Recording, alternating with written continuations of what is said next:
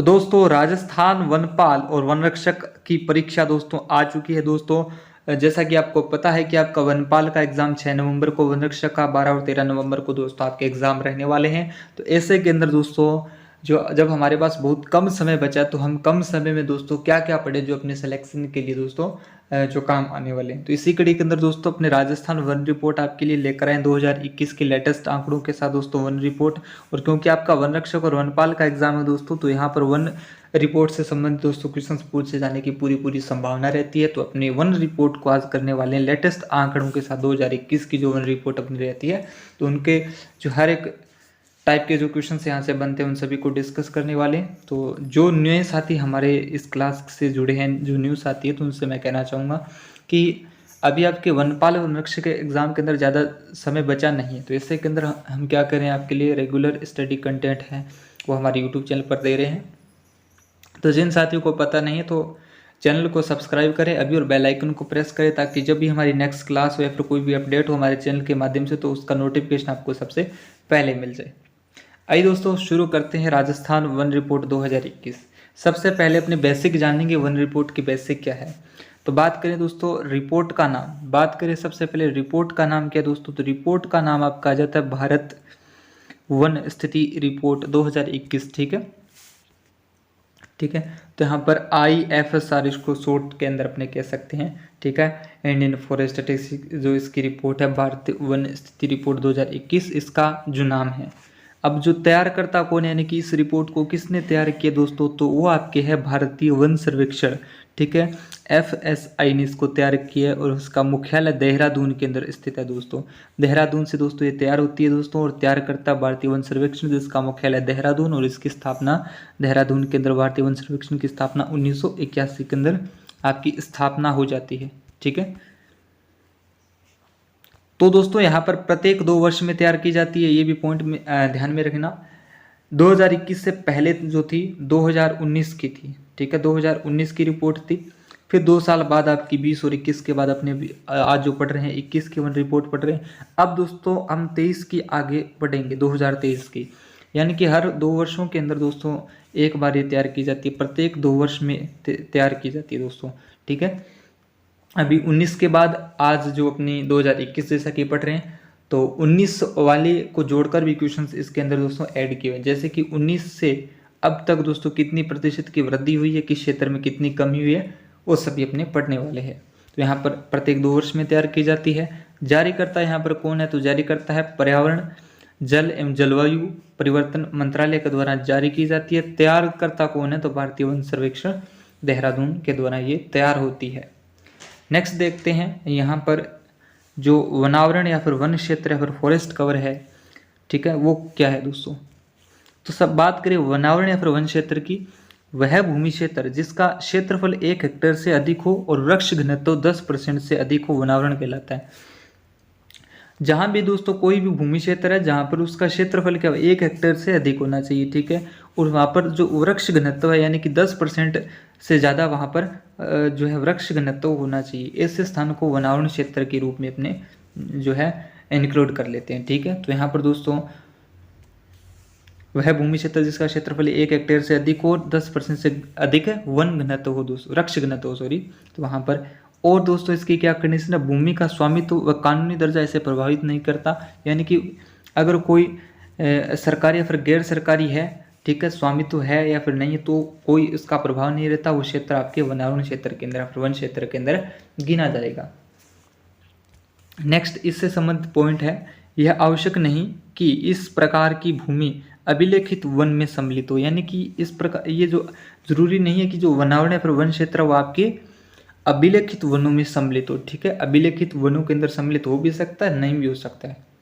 ठीक है, तो इस टाइप की भूमि को अपने कहते हैं वनावरण या फिर वन क्षेत्र, फॉरेस्ट कवर इस टाइप के कहते हैं। अभी दोस्तों यहाँ पर नेक्स्ट सीधे बोलेंगे फैक्ट कि वनावरण क्षेत्र कितना है, वन क्षेत्र कितना है, तब यहाँ पर थोड़ा सा बेसिक जान लो आप। तो अभी डाटाज पे भी आएंगे अपने। अब है वृक्षावरण, अभी तो वनावरण पढ़ा था फॉरेस्ट कवर, लेकिन अभी है ट्री कवर है, यानी कि वृक्षावरण या फिर वृक्षों से आच्छादित क्षेत्र। ठीक है, इसमें अभिलेखित वन क्षेत्र के बाहर कोई भी वन क्षेत्र, जैसे ये वन क्षेत्र है, अभिलेखित वन क्षेत्र है, इससे बाहर कोई इससे 1 हेक्टेयर से कम आकार के वृक्ष खंड हो दोस्तों, 1 हेक्टेयर से कम कोई लोकेशन है वहाँ पर वृक्ष हो, ठीक है, जरूरी नहीं कि वृक्ष 10% हो या फिर 10% से अधिक हो, ठीक है। तो वहाँ पर 1 हेक्टेयर से कम आकार के वृक्ष खंड आते हैं।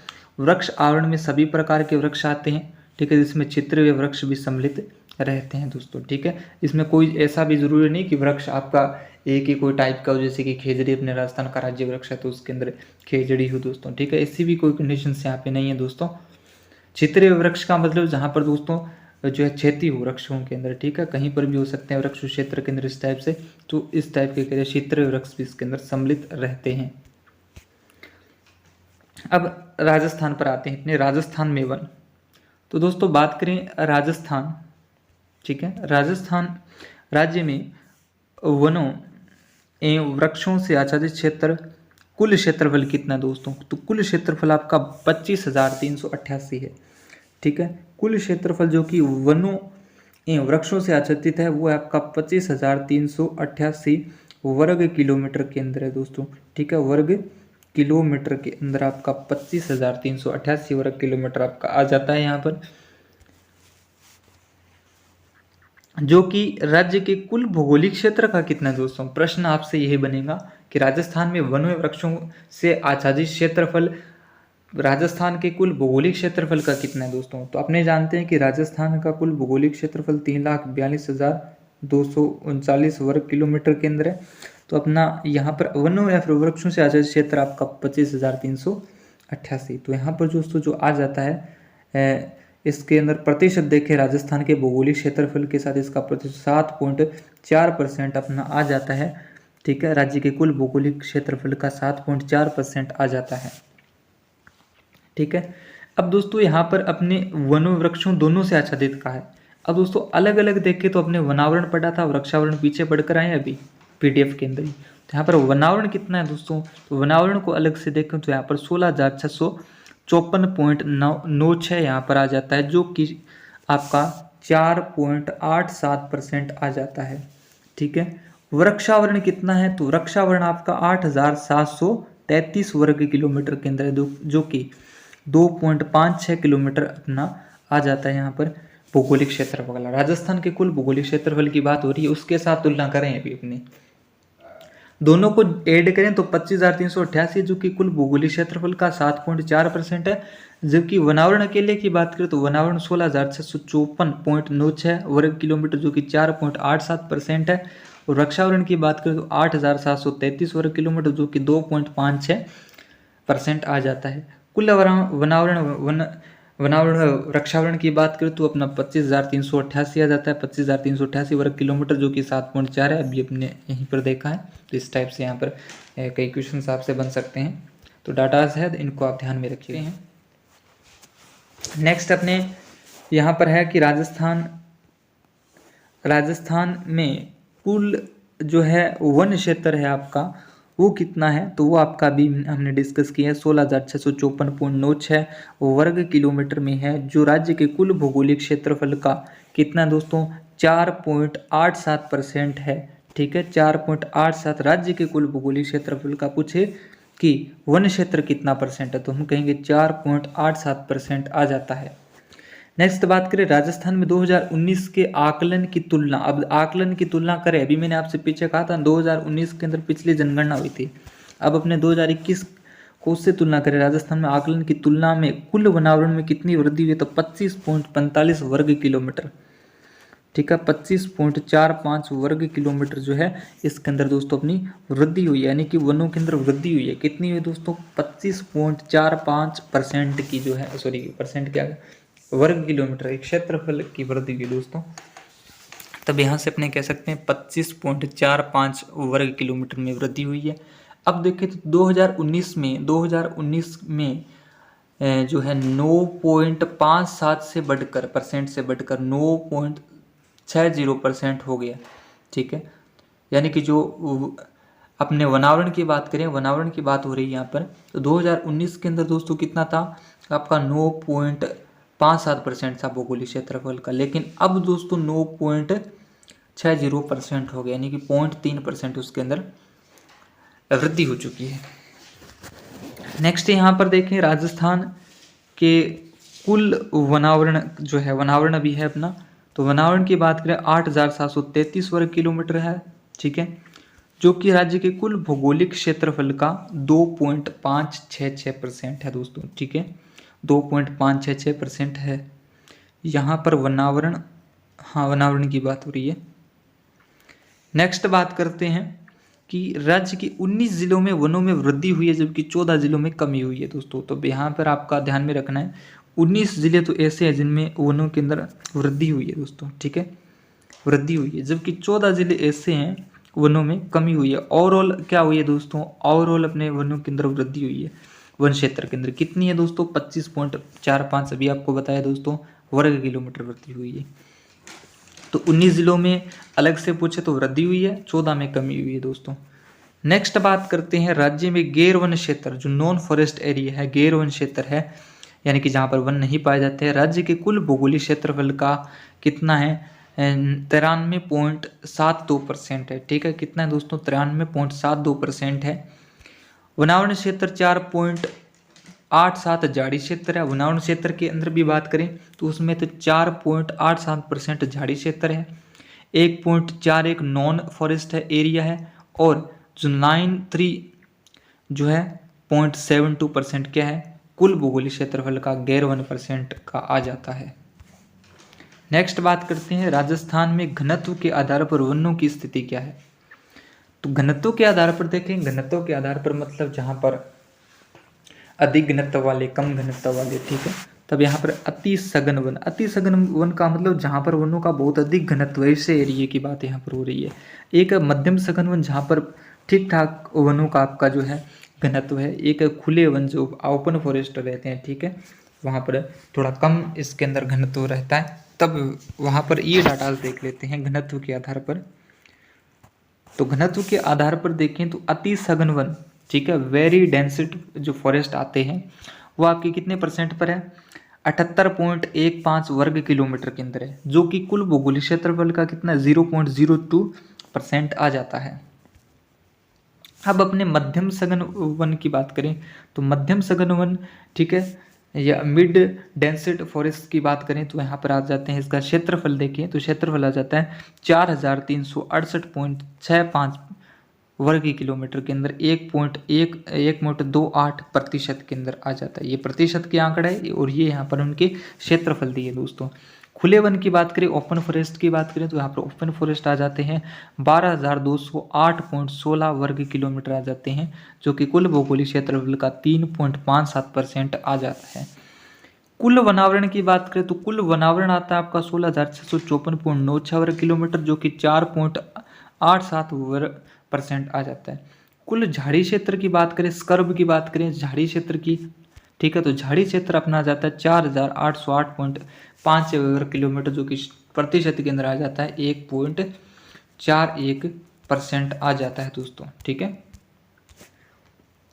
नेक्स्ट मुख्य बिंदु यहाँ पर है, मुख्य बिंदु दिए हुए हैं। पहला है 2019 की तुलना में अति सघन वनों में ना तो वृद्धि हुई है ना ही कमी हुई है। जो अति सघन वन अपने पढ़ रहे थे, ठीक है, अति सघन वेरी डेंसिटी फॉरेस्ट, ये 78.15 वर्ग किलोमीटर ही थे, इतने ही हैं और इतने ही पहले थे, यानी कि इसके अंदर कमी या फिर वृद्धि अपने कह सकते हैं नहीं हुई। जबकि मध्यम सघन वन है उसमें 27 वर्ग किलोमीटर की क्या हुई है, वृद्धि हुई है दोस्तों। मध्यम सघन वन की बात करें तो उसके अंदर 27 वर्ग किलोमीटर की वृद्धि हुई है। ओपन फॉरेस्ट खुले वनों में 2 वर्ग किलोमीटर की कमी हुई है। जो खुले वन है उनमें दो वर्ग किलोमीटर की क्या हुई है, कमी, डिक्रीजन हुआ है उसके अंदर। नेक्स्ट देखते हैं, नेक्स्ट आपके है यहाँ पर राज्य के कुल वन। अब कुल वन अपने कितने हैं राज्य के, ठीक है, क्षेत्र में सर्वाधिक न्यूनतम वन वाले जिले, इधर सर्वाधिक वाले हैं और इधर आपके न्यूनतम वाले हैं। तो सर्वाधिक की बात करें उदयपुर के अंदर आ जाता है। अब यहाँ से पहला प्रश्न दोस्तों जब मैं बोल रहा हूँ इस टाइप से बनेगा कि वन स्थिति रिपोर्ट 2021 के अनुसार राजस्थान में सर्वाधिक वन क्षेत्र रखने वाला जिला बताओ। तब हम क्या कहेंगे, या ऐसे भी बन सकता है न्यूनतम वन क्षेत्र रखने वाला जिला। तब मैं दोनों केस आपको यहाँ पर बताता चलूँगा। सबसे पहले सर्वाधिक वन आपके उदयपुर के अंदर है, ठीक है। उदयपुर के अंदर कितने हैं दोस्तों, तो आपके दोस्तों उदयपुर के अंदर पड़ते हैं 12,753, कितने 12,753.39 वर्ग किलोमीटर आ जाता है। फिर दोस्तों पहले नंबर पर ये है, दूसरे पर अलवर आ जाता है। अलवर का है आपके 1195.91 वर्ग किलोमीटर अलवर का आ जाता है। तीसरा आ जाता है प्रतापगढ़। प्रतापगढ़ के अंदर कुल वन क्षेत्र आपका कितना है, तो 1033.77 वर्ग किलोमीटर आ जाता है। 12 के अंदर देखिए चौथे नंबर पर 12 आ जाता है। 12 की बात करें तो 1010.05 वर्ग किलोमीटर वन आ जाते हैं। ये वन है दोस्तों, ठीक है। ये वन आपके सर्वाधिक वन वाले क्षेत्र वाले जिले, जो कि आपके ऊपर की ओर जाएंगे तो सभी बढ़ते हुए, ठीक है। तो सबसे ज़्यादा उदयपुर के अंदर वन आपके आ जाते हैं, ठीक है। तब यहाँ पर इनका क्रम भी पूछा जा सकता है। न्यूनतम वर्ग जो है वन क्षेत्र की बात करें तो सबसे न्यूनतम राजस्थान के अंदर चूरू के अंदर है। चूरू के अंदर दोस्तों बहुत कम है राजस्थान के अंदर वन, तो कितने 77.69 वर्ग किलोमीटर आ जाते हैं। हनुमानगढ़ की बात करें तो हनुमानगढ़ के अंदर 92.97 वर्ग किलोमीटर। जोधपुर की बात करें, जोधपुर के अंदर आपके 109.25 वर्ग किलोमीटर आ जाते हैं। गंगानगर की बात करें तो 115.09 वर्ग किलोमीटर आ जाते हैं। ये न्यूनतम वाले हैं, ये नीचे से आंकड़े उठाए न्यूनतम वाले, और ये ऊपर के आंकड़े आपके सर्वाधिक वाले, ठीक है। नेक्स्ट देखते हैं यहाँ पर, नेक्स्ट आपके हैं जिलों के भौगोलिक क्षेत्रफल के प्रतिशत के अनुसार सर्वाधिक वन एवं न्यूनतम वन। जो जिले हैं जिस टाइप से, जैसे कि जिले का अपने क्षेत्रफल और जिले के क्षेत्रफल के साथ तुलना करते हुए वन क्षेत्रों की तुलना करें, तब भी अपना उदयपुर पहले नंबर पर सर्वाधिक में आ जाता है, जिसके कुल भौगोलिक क्षेत्र के 23.49% पर आपके वन है, ठीक है। प्रतापगढ़ के अंदर दूसरे नंबर पर आ जाते हैं, जिसमें 23.24% वन है। ये प्रतिशतता के आधार पर है दोस्तों, वो अपने क्षेत्रफल के आधार पर थे, ठीक है। तो प्रतिशतता के आधार पर दूसरे नंबर पर प्रतापगढ़, तीसरे पर सिरोही है। सिरोही का कितना 17.49% है। करौली की बात करें तो करौली के अंदर 15.28 है %।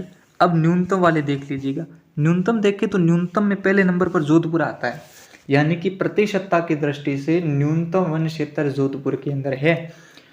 और जोधपुर के कुल भौगोलिक क्षेत्रफल के लगभग 0.48% पर ही वन है, यानी कि बहुत कम यहाँ पर वन आ जाते हैं।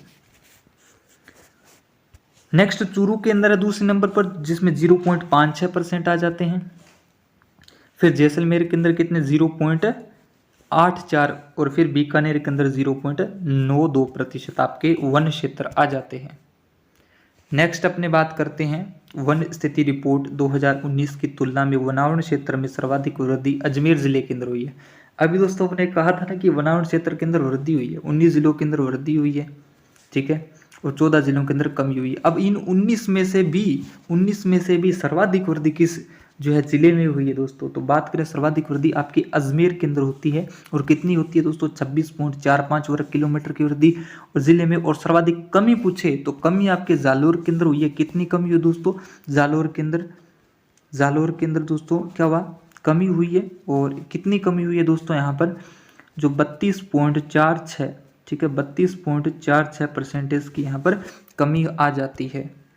नेक्स्ट बात करते हैं राजस्थान में सर्वाधिक झाड़ी क्षेत्र पाली में।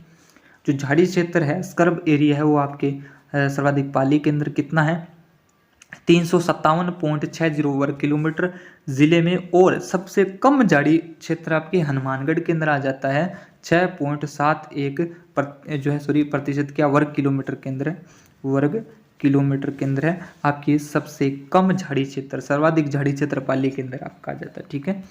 नेक्स्ट बात करते हैं आपके अन्य महत्वपूर्ण तथ्य है। अन्य महत्वपूर्ण तथ्य के अंदर क्या है, राजस्थान में 1515 वर्ग किलोमीटर जो है एरिया आपका, इसमें दोस्तों बांस क्षेत्र है, जो कि देश के बांस क्षेत्रफल का 1.04% आपका आ जाता है। यानी कि राजस्थान के अंदर देखें तो ये बांस क्षेत्र कितना है, प्रतिशत की दृष्टि से पूछे तो देश के कुल बांस क्षेत्र से तुलना हो रही है तो 1.04%। और यहाँ पर एरिया पूछे तो 1515 वर्ग किलोमीटर आ जाता है। सर्वाधिक उदयपुर जिले में है दोस्तों, बांस सर्वाधिक कहाँ पर, उदयपुर जिले के अंदर आ जाते हैं। राज्य में बांस कलम की संख्या कितनी है, तो 382 मिलियन आ जाती है, ठीक है। कार्बन स्टॉक की बात करें तो कार्बन स्टॉक क्या है, तो राजस्थान में कुल कार्बन स्टॉक कितना है 110.77 मिलियन है, ठीक है, इतना अपने राजस्थान के अंदर कार्बन स्टॉक है, जो कि देश के कुल कार्बन स्टॉक का 1.54% आ जाता है। नेक्स्ट बात करते हैं, राजस्थान में शिकार एक्ट घोषित करने वाली प्रथम रियासत दोस्तों, शिकार एक्ट घोषित करने वाली प्रथम रियासत है दोस्तों टोंक, जिसने 1901 के अंदर जो है राजस्थान में पहली बार शिकार एक्ट घोषित किया था। अब बात के स्वतंत्रता से पूर्व राजस्थान में पेड़ों की कटाई पर प्रतिबंध 1910 में लगाया था। जोधपुर रियासत ने वन संरक्षण योजना लागू की गई थी दोस्तों। ठीक है, पेड़ों की कटाई पर 1910 में जोधपुर रियासत ने वन संरक्षण योजना लागू की गई थी दोस्तों। नेक्स्ट बात करते हैं महत्वपूर्ण तथ्यों के बारे में। तो राजस्थान में 1949-50 में वन विभाग की स्थापना की गई। इसका मुख्यालय जयपुर के अंदर है। तो यहीं से जो वन विभाग है, वन विभाग की स्थापना 1949-50 के अंदर की गई, जिसका मुख्यालय दोस्तों पूछे तो आपका जयपुर के अंदर आ जाता है दोस्तों। कहाँ पे आ जाता है? जयपुर के अंदर आ जाता है। राजस्थान में सर्वप्रथम अलवर रियासत ने वन अधिनियम पारित किया था। तो राजस्थान में सबसे पहले वन अधिनियम पारित करने वाली रियासत पूछे तो वो कौन सी हो जाएगी? टोंक रियासत, सॉरी यहाँ पर अलवर रियासत हो जाएगी। टोंक तो दोस्तों अभी हमने पढ़ा था, ये शिकार एक्ट घोषित किया था दोस्तों, ये भी वनों से संबंधित है खैर आपका। लेकिन दोस्तों यहाँ पर बात करें कि राजस्थान में सर्वप्रथम अलवर रियासत ने वन अधिनियम किसने पारित किया? तो अलवर ने रियासत ने 1935 में बनाया था, जिसे आज़ादी के बाद 1953 में पारित कर राजस्थान वन अधिनियम बनाया गया। अब एक संविधान का संशोधन आता, 42वें संविधान संशोधन 1976 के द्वारा वनों की संवर्ती सूची में शामिल किया गया था। इससे पहले राज्य सूची का विषय था, पहले राज्य सूची का था, अब उस वनों को समवर्ती सूची के अंदर दोस्तों शामिल कर लिया गया 42वें संविधान संशोधन के अंतर्गत। नेक्स्ट बात करें खेजड़ी। तो खेजड़ी भी अपने वनों का एक प्रमुख हिस्सा है राजस्थान के अंदर, जिसका वैज्ञानिक नाम प्रोसोपिस सिनेरिया आ जाता है। और 1983 के अंदर 1983 में इसे राज्य वृक्ष घोषित किया गया दोस्तों। खेजड़ी का वैदिक नाम शमी है, इसे राजस्थानी भाषा में जांटी कहते हैं। ये भी दोस्तों क्वेश्चन आपके एग्जाम्स के अंदर आते रहते हैं। विजयदशमी के दिन खेजड़ी के वृक्ष की पूजा की जाती है। ठीक है, दीर्घायु वनस्पति होने के कारण इसे राजस्थान की कल्प वृक्ष भी कहते हैं। खेजड़ी की फली को सांगरे तथा पत्तियों को लूम कहते हैं। राजस्थान में सर्वाधिक खेजड़ी वृक्ष की अधिकता जोधपुर जिले के अंदर है दोस्तों। राजस्थान के अंदर सर्वाधिक जो है खेजड़ी की अधिकता, वृक्ष की अधिकता अगर किसी जिले के अंदर है तो आपकी जोधपुर जिले के अंदर है। ठीक है, और इतिहास के अंदर जोधपुर रियासत है अपने के मारवाड़ के अंदर दोस्तों 1730 की घटना है, जब ये खेजड़ी का जो है बलिदान भी दोस्तों दिया था। ठीक है, अमृता देवी बिश्नोई का बलिदान दोस्तों जोधपुर से ही संबंधित है दोस्तों। नेक्स्ट बात करते हैं खेजड़ी। हाँ चलिए, बलिदान आएगी अभी। खेजड़ी बलिदान 1730 में जोधपुर रियासत के खेजड़ी गांव में अमृता देवी बिश्नोई के नेतृत्व में बिश्नोई समाज ने 363 व्यक्तियों ने खेजड़ी वृक्षों की रक्षा की थी अपने प्राणों को न्यौछावर करके। ठीक है, तो 1730 की दोस्तों एक घटना आ जाती है जब यहाँ पर मारवाड़ के शासक थे अभय सिंह। ठीक है, तो यहाँ पर अभय सिंह मारवाड़ के शासक थे और अभय सिंह के दोस्तों गिरधदास जो है भंडारी इनके जो है सेनापति थे। और तब ये 1730 की घटना है। फिर 17 जुलाई 1734 को हुड़ा सम्मेलन भी आयोजित हुआ था, ये भी अभय सिंह के काल में ही हुआ था दोस्तों। इस घटना की याद में खेजड़ी गांव में भाद्रपद शुक्ल दशमी यानी कि तेजा दशमी के दिन ही दोस्तों आपके मेला लगता है, खेजड़ी वृक्ष मेला, जो कि एकमात्र वृक्ष मेला आपके जोधपुर के खेजड़ी के अंदर बढ़ता है। पंचकुटा क्या है दोस्तों? पंचकुटा क्या है दोस्तों? पंचकुटे की बात करें, केर, कुमटिया, गोंदा, सांगरी, लाल मिर्च दोस्तों, इन्हें कहते हैं पंचकुटा दोस्तों। ठीक है, मारवाड़ क्षेत्र का काफी प्रसिद्ध है दोस्तों। नेक्स्ट बात करें रोहिड़ा। रोहिड़ा भी एक दोस्तों काफी वनों का एक अपने राजस्थान के अंदर इसका हिस्सा, राजस्थान का राज्य वृक्ष रोहिड़े का फूल है दोस्तों। तो रोहिड़ा, इसका वैज्ञानिक नाम टिकोमेला अंडुलेटा है दोस्तों। 1983 में ही इससे भी राज्य पुष्प का दर्जा दिया गया था। रोहिड़े को मरुस्थल का सागवान या फिर मरुशोभा या फिर मारवाड़ा का टीक कहते हैं दोस्तों। ठीक है, इस पर केसरिया रंग के फूल भी आते हैं। ठीक है, चलिए तो आज की इस क्लास के अंदर अपना इतने ही पढ़ेंगे और नेक्स्ट हम फिर से आपके लिए एक नए टॉपिक के साथ आने वाले हैं, वनपाल और वनरक्षक के एग्जाम के लिए काफ़ी महत्वपूर्ण टॉपिकों के साथ दोस्तों। तो नेक्स्ट क्लास के अंदर फिर से मिलेंगे एक नए टॉपिक के साथ।